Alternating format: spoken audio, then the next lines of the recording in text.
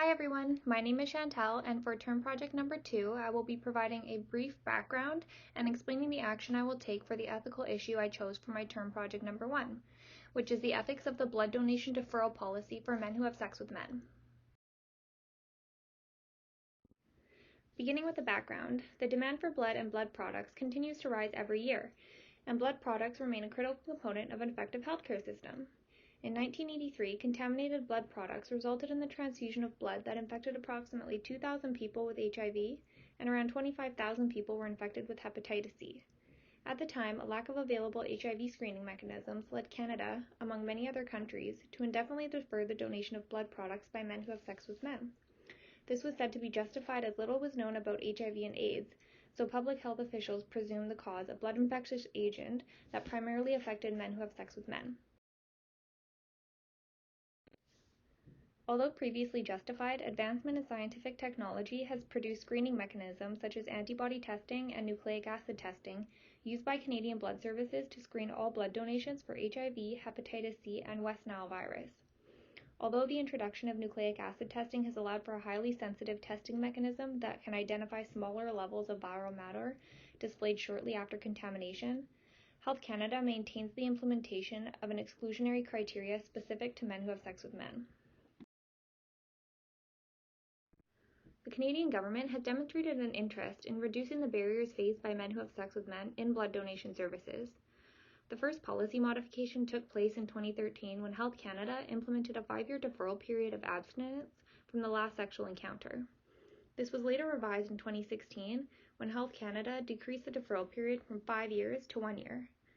And most recently, on June 3, 2019, Health Canada approved a third policy modification, which is currently active, and reduced the deferral period from 1 year to 3 months. Although the Canadian Blood Services views this as an advancement in creating an all-encompassing criteria for blood donors, it is an ineffective policy change as it maintains criteria specific to men who have sex with men. This has been established through research as unfounded, as technological screening mechanisms are applied to all blood donations despite donor identity. Additionally, heterosexual individuals partake in the identical sexual practices of men who have sex with men, yet they are not subjected to the same barriers and protocols. Given the advancements in HIV testing and detection, there is no logical justification for men who have sex with men to have a deferral period that is different from their heterosexual counterparts.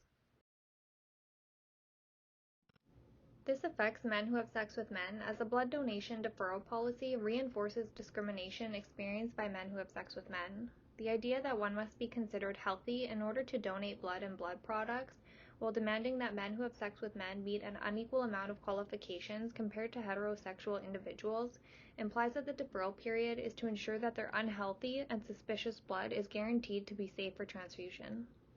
This suggests that the blood of men who have sex with men is tainted and unwanted, subsequently indicating that they are not healthy based on their identity alone.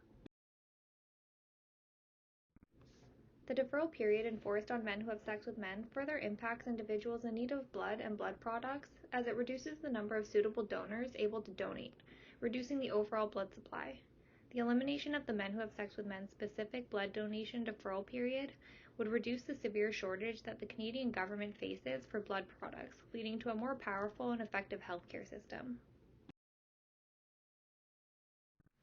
So the action I will carry out is to educate others with the intent to empower community members to further spread this information and awareness by creating discussions and to participate in reducing the discrimination faced by men who have sex with men. In order to make a small change in a big way, I intend to facilitate the safety meeting of a family member's workplace via Zoom. This is held routinely for around 150 to 200 people, and the meeting is usually concluded by raising awareness among colleagues about a subject that is relevant within today's society. As I have received approval from my family member, I will provide a brief presentation of this ethical issue and conclude by providing the attendees with a link to a website that supports the abolishment of this policy enforced on men who have sex with men. This website supplies a drafted email where an individual can fill out the form and send the email to the health minister requesting termination of this ban. With enough participation, hopefully this will encourage the Canadian government to terminate the blood ban specific to men who have sex with men. With this presentation, I will highlight the benefits that will arise from the termination of this ban, including the effects on the queer community, the individuals in need of blood, and the healthcare system as a whole. I hope to empower and raise awareness of the discrimination upheld by the Canadian government and inspire each individual to engage in raising awareness among other community members and to participate in the reduction of discrimination, subsequently leading to an improved healthcare system.